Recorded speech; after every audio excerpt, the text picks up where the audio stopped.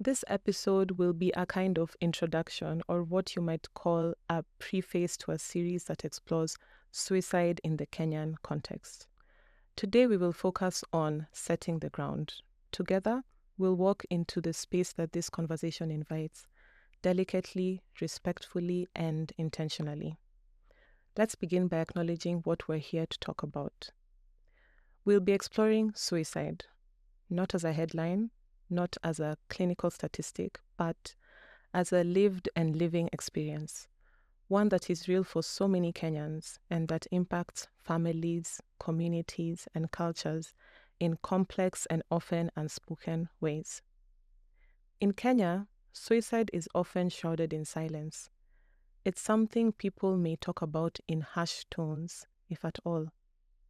On top of that, cultural norms, religion, societal expectations, and colonial legacies all shape the way we understand and the ways we don't understand what it means to struggle, to despair, or to consider ending one's life.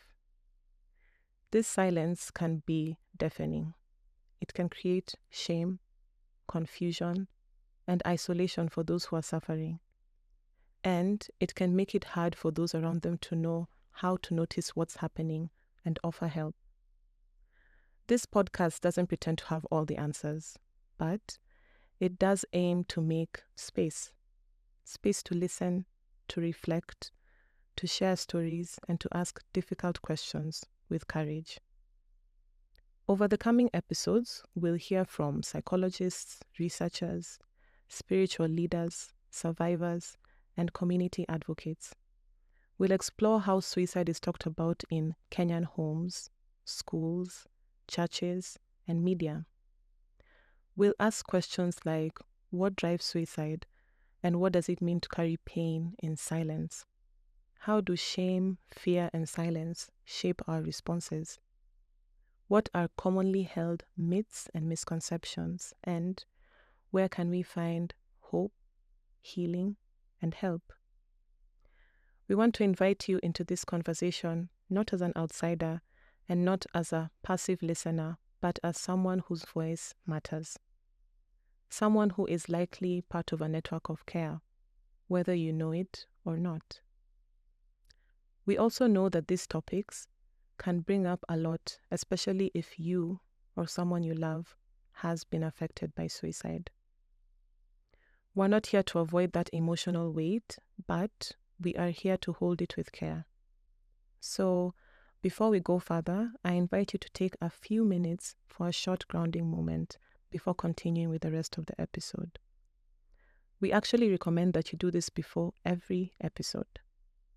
Okay, let's get to it. To begin, let's take some breaths together. Before we do that, make sure you are comfortably seated or laying down if you prefer. You can also do this while walking. You can choose to close your eyes or leave them open if you prefer. If you are walking, try and consciously slow your steps down as you get ready to breathe along with me. We will take 3 deep, slow breaths in through our nose, fill up our lungs, and then slowly release the breath out through our mouth. Let's begin. Take a deep, slow breath in through your nose and release it slowly out through your mouth. Take a deep, slow breath in through your nose and release it slowly out through your mouth. Take one more deep, slow breath in through your nose and release it slowly out through your mouth. If you can, wherever you are, take a moment to feel your body. Maybe your feet on the floor, maybe your back being supported by a chair, or the gentle rise and fall of your breath. If it helps, place a hand over your heart or your chest. Feel the warmth of that contact. Notice that you are here in this moment.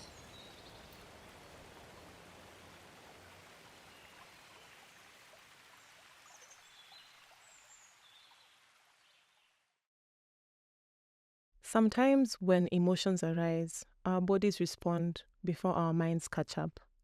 We can feel tight or scattered or distant.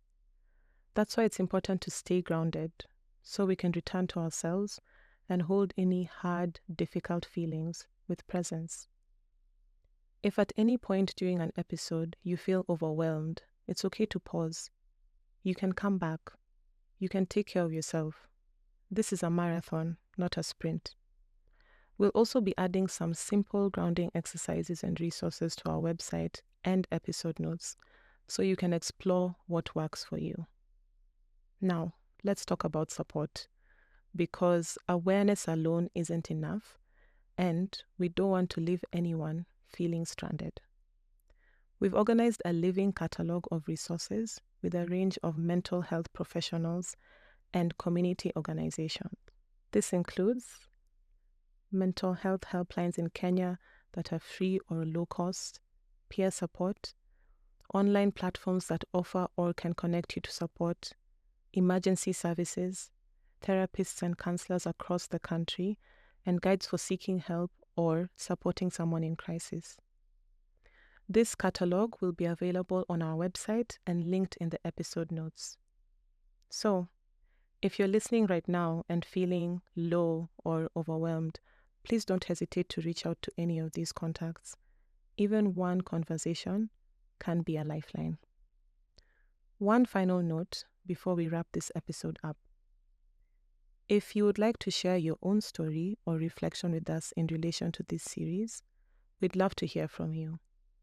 Please send your story to us as a voice recording or as a written piece. You can find all the necessary details in the episode notes. Some of these stories will be featured in a segment called In Your Own Words. Finally, as we wrap up today's episode, maybe you've struggled with thoughts of suicide. Maybe someone you love has. Maybe you're just curious or concerned. Wherever you are, you're not alone. This podcast is for all of us. Thank you for listening, and see you in the next episode.